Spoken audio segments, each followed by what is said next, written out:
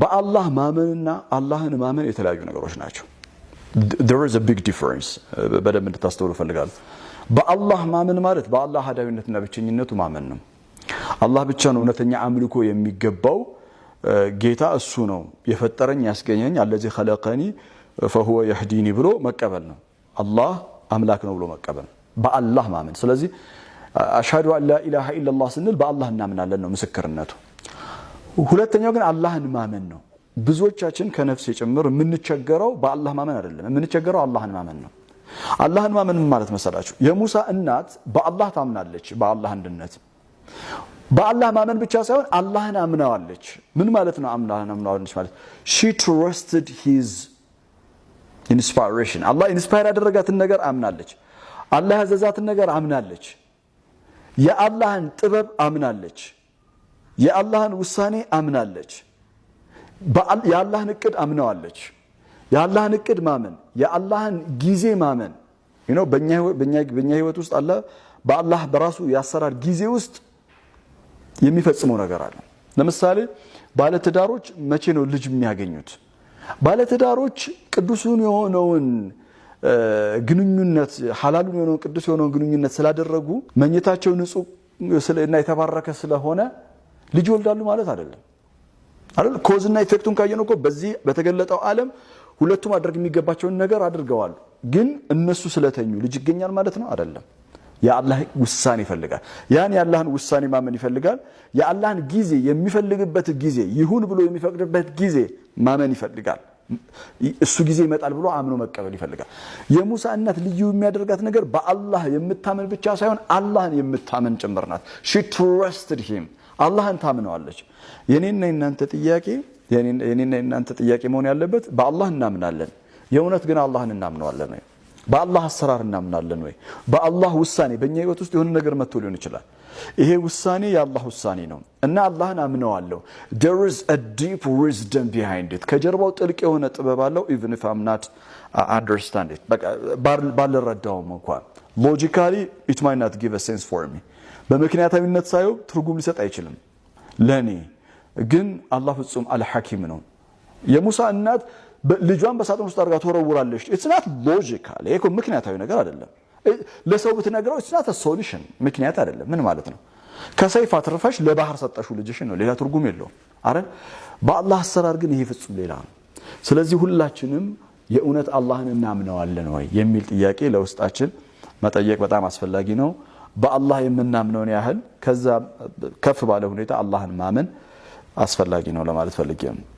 በጣም የሚደንቀኝ ነገር فألقيه في اليم ካላት በኋላ ولا تخافي ولا تحزني አላት። ولا تخافي don't be afraid አላት፣ አትፍሪ አላት። ርዕሳችንን ከኋላ ይታያቸዋል ስክሪኑ ላይ አይደል? አቅቢል ولا تخافي ይላል፣ ተመለስ አትፍራም። ጀው ሱራ ለሱረቱ القصص ሱረቱ القصص ውስጥ በጣም በብዛት የሚታይ ቃል ምንድነው ካላችሁ በጣም ተደጋግሞ የሚመጣው ቃል ኸውፍ ነው፣ ፍራቻ ነው። አላህ ለሙሳ እናት ولا تخافي አላት፣ አትፍሪ አላት። ሙሳን ታቅፋ እያለቀሰ እሱን ከወታደሮች ለማዳን ለማትረፍ ነው እናት እየጣረች ያለችው። አላህ ኢንስፓየር አደረጋት። ولا تخافي ولا تحزني አትፍሪ ولا تحزني ሐዘንም አይግባሽ አላት። ሱብሃንአላህ ይህ ያቀፈችው ሕፃን ልጅ ካደገ በኋላ ከ40 ዓመት በኋላ አላህ ለሱ ምን አለው? አቅቢል ولا تخاف ተመለስ አትፍራ።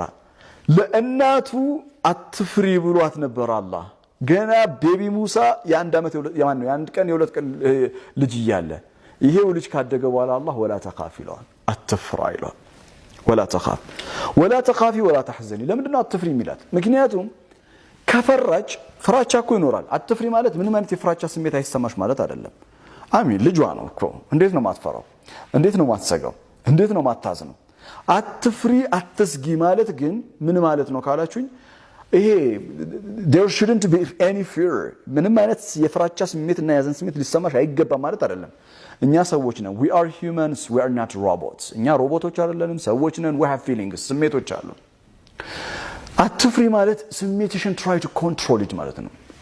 ስሜትሽን ለመቆጣጠር ሞክሪ። ፍራቻሽን ግቺው፣ ፍራቻሽን ኦቨር ዶሚኔት አድርጊው። ፍራቻ የማናቀው ነገር ነው።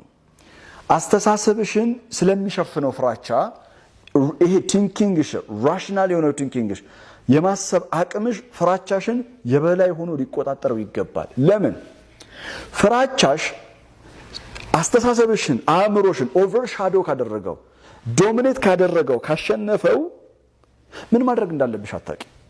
ለዛ እኮ ነው እናት ምን ማድረግ እንዳለባት ስላላወቀች እኮ ነው አላህ ወአውሐይና ኢላ ኡሚ ሙሳ አን አርድዒሂ አጥቢው እኮ ነው ያላት። ኦኬ አጥቢው እንዴት ለእናት አጥቢው ተብሎ ይነገራል? ምክንያቱም በፍራቻ ውስጥ ሆና ስታበቃ በሐዘን ውስጥ በጭንቀት ውስጥ ሆና ስታበቃ she doesn't know what to do ምን ማድረግ እንዳለባት አታውቅም። ለኛ በጣም ትልቅ ትምህርት ነው።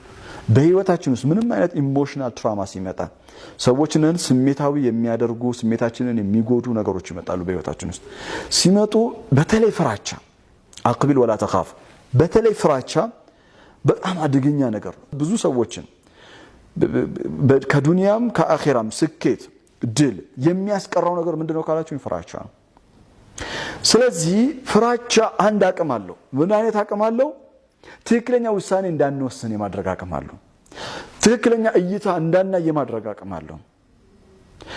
አላህ ወላ ተኻፊ ስላት ፍራቻሽ ሪያሊቲን እውነታን ከማየት እንዳያግትሽ ፍራቻሽ ትክክለኛ ነገር ከመወሰንና ከማድረግ እንዳያግትሽ ማለት ነው። ወላ ተኻፊ ወላ ተሕዘኒ አትዘኝ ስላት እናት እንዴት ነው ማጣት ነው ልጇን አጣ ሐዘኑ አለ። ግን ሐዘኑን ኦቨር ኮንትሮል ካላደረሽው ካልተቆጣጠርሽው የሚፈጠር ነገር አለ። ምን ሐዘን የመግደል አቅም አለው። በነገራችን ላይ ሳይኮሎጂካሊ ቶርች የማድረግ አቅም አለው። በጣም ብዙ ሰዎች አሉ አላህ ከሐዘን ጨለማ ወደ ደስታ ብርሃን ያምጣቸው። ብዙ ሰዎች አሉ በሐዘን ውስጥ ሆነው በተለያየ አይነት ምክንያት ካጡት ነገር የበለጠ ራሳቸውን እንዲያጡ የሚያደርጋቸው ሐዘን አለባቸው። ሐዘን ጉልበቱ በጣም ከፍተኛ ነው። በጣም ከፍተኛ ነው። ስትሬስ ግሪፍ የምንለው ነገር የማጥቃት አቅሙ ስነልቦናችንን በጣም ከፍተኛ ነው።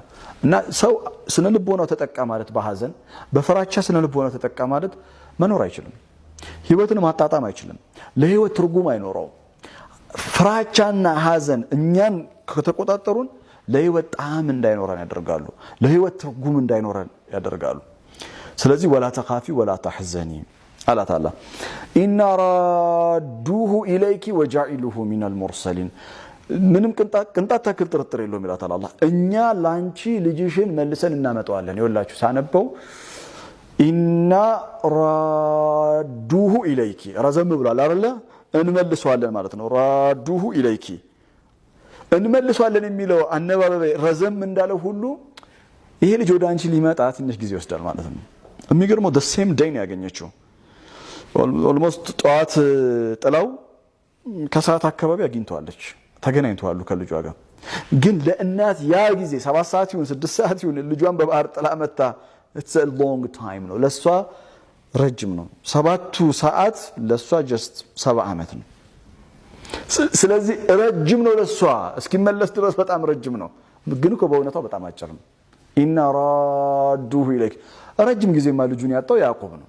30 አመት ቢያንስ 30 አመት ልጁን አላየው። ያዕቆብ 30 አመት ልጁን አላየው። ረጅም ጊዜ ነው። it's a long time ነው። እሷ ግን ወዲያው ነው ልጇን ያገኘችው። ለእናት ግን ሌላ ነው። ስለዚህ አላህ ኢቭን ቃሉን እንኳን ረዘም አድርገን እንድናነበው ኢና ራዱሁ ኢለይኪ ወጃኢሉሁ ሚነል ሙርሰሊን ከተከበሩ ከታላላቅ መልእክተኞቻችን እናደርገዋለን አላት። አሁን ካሜራው የት ነው ያለው? ይሄ በነገራችን ላይ የሱረቱል ቀሰስ ከካሜራው በፊት የሱረቱል ቀሰስ መቃሲድ السورة ምንድነው ብያቸዋለሁ። ክፍል 2 ላይ ወይ ክፍል 1 ላይ የምታስታውሱ ከሆነ መቃሲድ السورة ለሱረቱል ቀሰስ وهي تحقيق وعد الله ነው። የሱረቱል ቀሰስ ዋና አስተምሮት የአላህ ቃል ኪዳን ተፈጻሚ ነው። the promise of Allah will come true የአላህ ቃል ኪዳን ሁሌም ተፈጻሚ ነው የሚል ነው።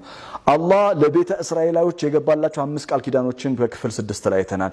ዛሬ በክፍል 7 ላይ ደግሞ አላህ ለሙሳ እናት ቃል እየገባላት ነው። ምን ብሎ ولا تخافي ولا تحزني አንደኛ ኢና ራዱሁ ኢለይኪ ወጃኢሉሁ ሚነል ሙርሰሊን ወደ አንቺ እንመልስልሻለን ወደፊትም ከታላላቅ መልእክተኞቻችን እናደርገዋለን። በስተመጨረሻ ይህንን ቃል ኪዳን አላህ ይፈጽምላታል።